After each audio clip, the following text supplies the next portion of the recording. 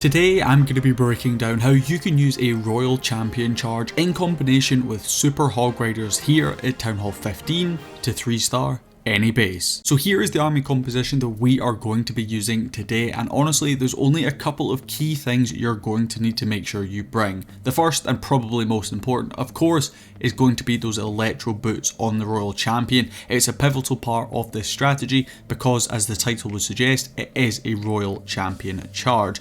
Next up, of course, you're probably going to want to make sure you have the giant arrow on the Queen. It again plays a pretty important part. Other than that, the equipment is pretty much up to you guys. Of course, as always, I would recommend bring whatever piece of equipment you think will work best and that you have most upgraded. But let's jump in and we'll break this one down. So the first thing we're going to be doing with this particular strategy is identifying the section of the base we're going to be coming in from. In this particular one, we're looking here to try and take down a couple of key buildings. The first of which is going to be that scatter shot over on that left hand side. The expo obviously going to be nice as well, and then if we can get far enough in, the multi-target inferno would be ideal. However, we do only bring 4 invisibility spells on this one, so if you're not going to quite be able to get in there, don't worry about it. That's what the recall spell is for. Not only are you looking to pick off some of these high value buildings, scatter shots, multi-target infernos, the monolith, spell towers, anything like that, but we're also looking to create a bit of a funnel. So you'll see if we play it over here on this left hand side, not only is the Royal Champion taking down some of these defenses, she is also clearing out some of those trash buildings on the outside, helping to funnel the next stage of the attack, which I'll talk about in a little second. But you'll see right here, getting plenty of value, able to take down that scatter shot, which was our main target. As soon as that last invisibility spell wears off, we're going to go ahead and recall that Royal Champion. The next part of the attack is of course going to be our hero dive. This includes our king, our queen, the ice golem out in front just to do a little bit of tanking, as well as the log launcher. Now my recommendation typically with these style of attacks is the log launcher wants to follow the exact same path that your giant arrow went off in. This is because the giant arrow itself is going to do quite a lot of damage, and then if your log launcher comes in the same path as that giant arrow, it should be able to clear out the majority of those buildings nice and quickly. King and queen, of course, coming in from that top section in this particular attack, looking to push them in towards that multi-target inferno. We were slightly premature in my personal opinion with these Super Hog Riders in this one. I would have held them for slightly longer just to allow the king and the queen to get slightly deeper into the base. But regardless, those Super Hog Riders are great because they're not going to get drawn to the outside of the base where there is of course trash buildings. We're looking to sprinkle in our remaining Hog Riders, which you can see starting to appear here, on any outer buildings where we might have mortars, cannons, archer towers, kind of these buildings that are typically used to lure out these defensive targeting troops.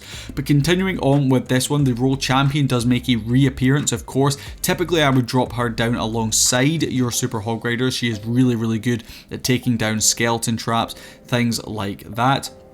And she of course has that Phoenix on her, which is going to help her get through some of those heavier defenses or enemy heroes if she does go down. Her ability going to provide a few extra Hog Riders on the back end as well. But you'll see in this particular one, we basically end up finishing with that Town Hall. It was right at the south section of this base, and it was no problem at all bringing those hogs all the way from the top section. Very easy to pull this one through as a 3-star, and I love Hog Rider attack. So this for me is a personal favorite, and it's a bonus that it is so strong. This is definitely a viable strategy for attacking up to Townhall 16 as well, so bear that in mind. But let's jump in and we'll take a look at that next example. So for that next one, we have a centralized town hall, which of course can sometimes be a little bit tricky with this particular style of attack because your troops may go all the way around it and end up not taking it down. But this is why you have to really focus in on your funnel. Again, approaching with the Royal Champion, looking to try and target some of these important buildings, the first of which being that scatter shot. But don't forget, invisibility spells typically last for about 4 seconds, so you're going to want to make sure you deploy them down as and when you need them. Now in this particular one,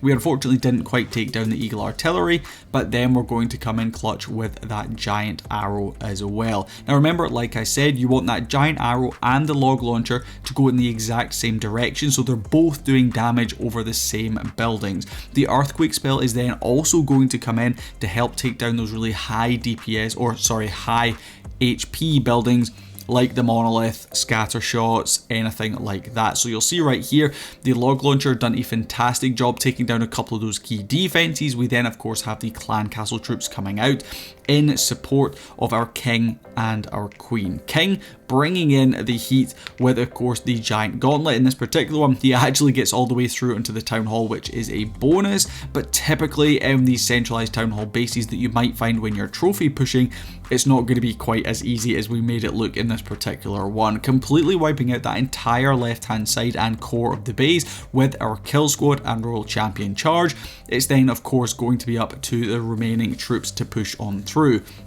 Now one thing that we did forget about in this particular attack, I don't know whether you guys have spotted it, we didn't take down the clan castle troops. Now it is very, very important you try to take down the clan castle troops with your king and queen push. You don't want to draw it out with the royal champion. You want to make sure it's your king and queen part of the attack that is dealing with those CC troops. You do of course have the poison spell to help you get through them, but if you don't deal with them on that initial push into the base with your king and queen and log launcher, then unfortunately if there's something like a dragon, super minions, electro dragon, super dragon, anything that's going to do a lot of damage from the air, you're going to be struggling to get through it with those Super Hog Riders. So just bear that in the back of your mind just in case you go opposite clan castle like we did in this particular attack. So we have time for one more example, and again approaching this with pretty much the exact same method. Be very careful if you approach a base like we did here and you let your royal champion take a bit of damage before